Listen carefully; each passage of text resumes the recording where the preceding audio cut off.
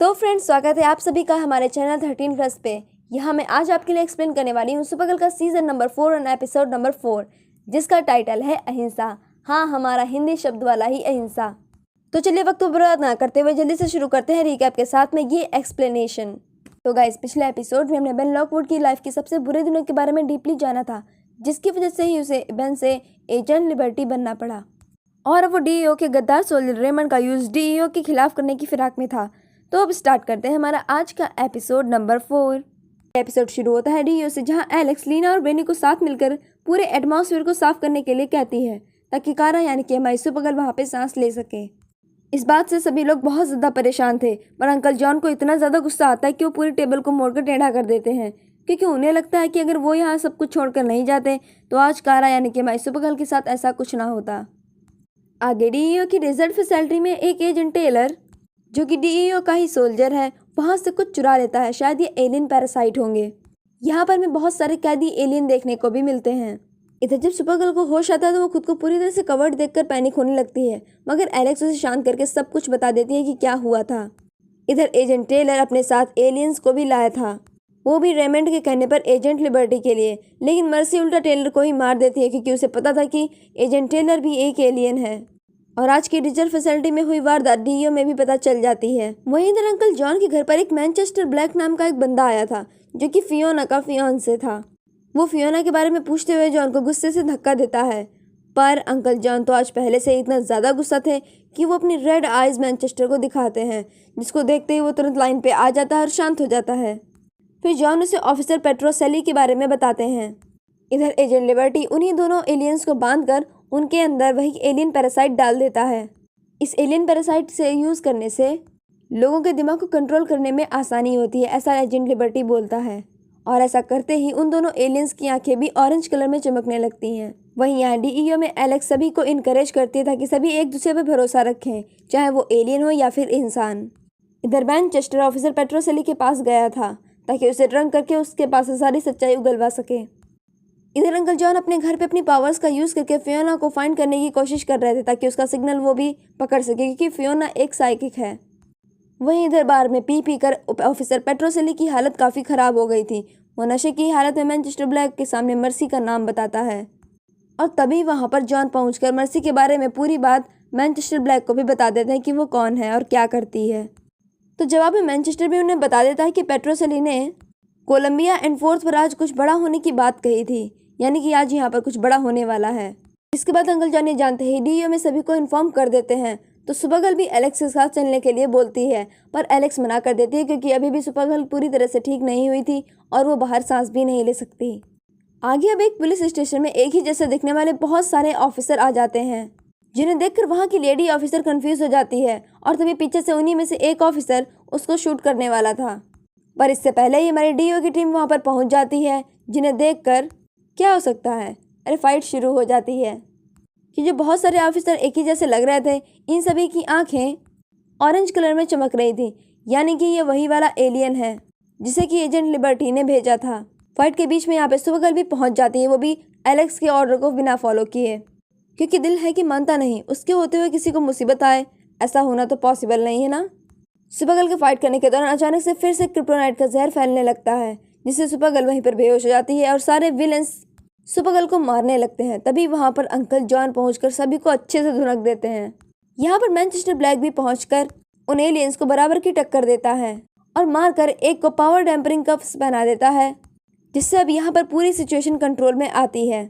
तभी वो एलियन अहिंसा शब्द बोलता है, तो मैनचेस्टर जॉन से फौरन बताते हैं कि ये शब्द हमेशा फियोना बोला करती थी। आगे कैटको में ये वारदात न्यूज़ पर जेम्स और निया भी बैठे देख रहे थे।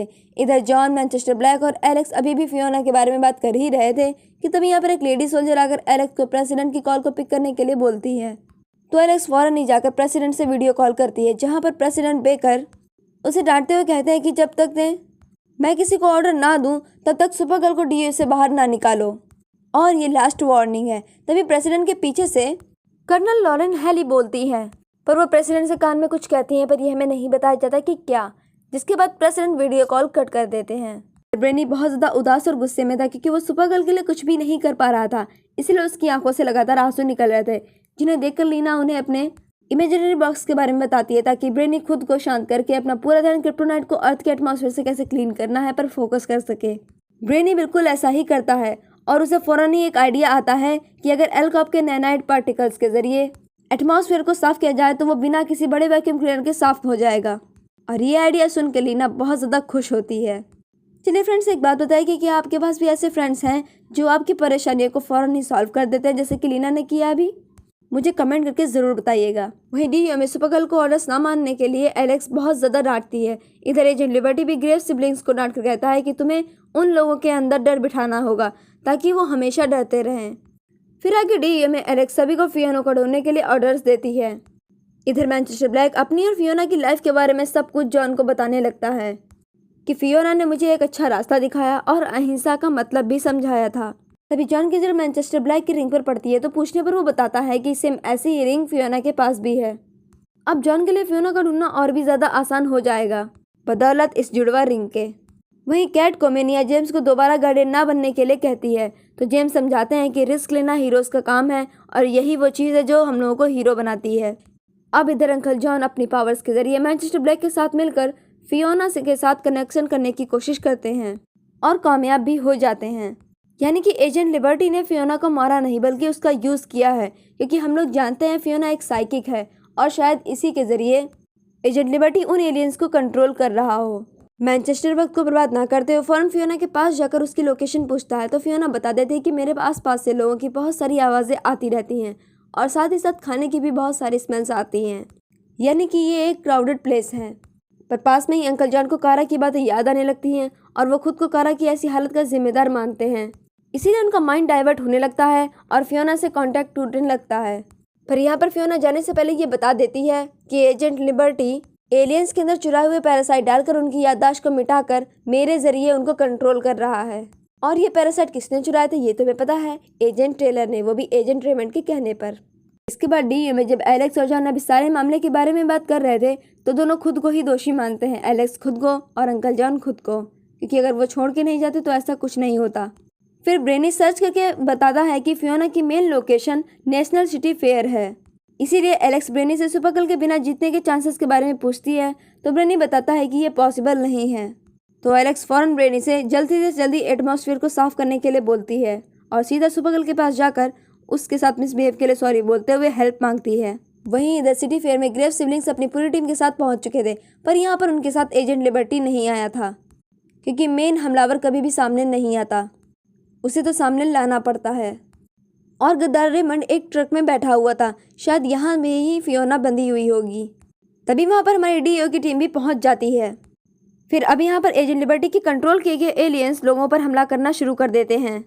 अब ये सारी बात कैटको में बैठे जेम्स को भी पता चल जाती है, तो वो फौरन सिटी फेयर के लिए निकल पड़ते हैं।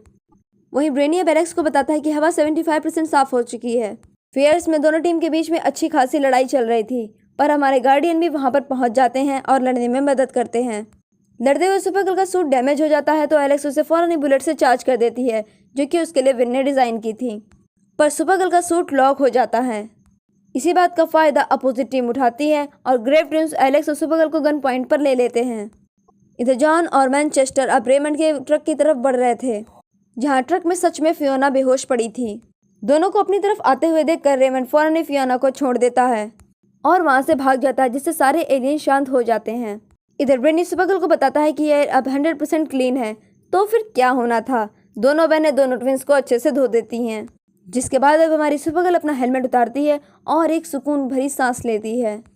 वहीं मैनचेस्टर और जॉन भी अब फियोना के पास पहुंच जाते हैं, पर फियोना की हालत बहुत ज़्यादा ख़राब थी, जिससे उसकी वहीं पर मौत हो जाती है, जिसको देख करके मैनचेस्टर की हालत भी बिल्कुल बिगड़ने लगती है, उसका दिमाग ख़राब हो जाता है। अब सारा मामला सुलझने के बाद में एलेक्स जब डीओ पहुँचती है तो सभी लोग उसका क्लैपिंग करके स्वागत करते हैं, पर तभी यहाँ पर एंट्री होती है कर्नल लॉरेन हेली की, जिसे कि हमने प्रेसिडेंट के साथ में देखा था, और उसे प्रेसिडेंट ने ही यहाँ भेजा था क्योंकि एलेक्स ने ऑर्डर्स फॉलो नहीं किए और सुपरगर्ल को बाहर निकाल कर ले गई थी। इसीलिए कर्नल हेली आज से एलेक्स को अच्छे से ऑर्डर्स फॉलो करना सिखाने आई है। इधर कैट को मेलिना और जेम्स भी इसी बारे में बात कर ही रहे थे कि तभी वहाँ पर निया आकर बताती है कि आप गार्डियन न्यूज़ में ट्रेंड कर रहे हैं, और वो भी गार्डियन ऑफ लिबर्टी के नाम से। गार्डियन भैया शॉक हो जाते हैं। फिर आगे एलेक्स कारा को कर्नल हेली के बारे में बताती है, जिसके बाद कारा अचानक से एलिस को पीठ खुजाने के लिए कहती है क्योंकि उसका हाथ नहीं पहुंच रहा था। और हाँ, इस वक्त में कोई भी साथ नहीं देता, सिर्फ अपना ही हाथ काम आता है। वहीं अब दूसरी तरफ हम मैनचेस्टर ब्लैक को देखते हैं जो कि गन्स खरीद रहे थे, यानी कि वो फियोना का बदला लेना चाहते हैं। अब वहीं एपिसोड के लास्ट में हमें कारा के हमशक्ल दिखाई जाती है जिससे कि आर्मी ने एक बड़े से कंटेनर लाइक बॉक्स में बंद कर रखा था। यहाँ यह हमशक्ल लड़की और एक सोल्जर्स रशियन में कुछ बात करते हैं, यानी कि ये रशियंस का एरिया है। पर गाइज मुझे रशियन समझ में नहीं आती है तो मैं इसका ट्रांसलेशन नहीं कर सकती। पर कोई बात नहीं, हमें ये इनकी सारी बात आगे के एपिसोड्स में पता चल जाएगी, आप लोग टेंशन मत लेना। वहीं अपने अड्डे पर एजेंट लिबर्टी रेमंड पे इतना ज़्यादा गुस्सा था, वो रेमंड के अंदर ज़बरदस्ती वही पैरासाइट डाल देता है, यानी कि अब यहाँ पे वो बड़ा कांड करने वाला है। अब एजेंट लिबर्टी किस हद तक जाएगा ये जानेंगे हम आगे के एपिसोड्स में, क्योंकि ये आज का एपिसोड यहीं पर ख़त्म हो जाता है। आपको एपिसोड कैसा लगा हमें कमेंट में बताना ना भूलिएगा। मिलते हैं नए एपिसोड के साथ में, तब तक के लिए सभी को टाटा बाय बाय।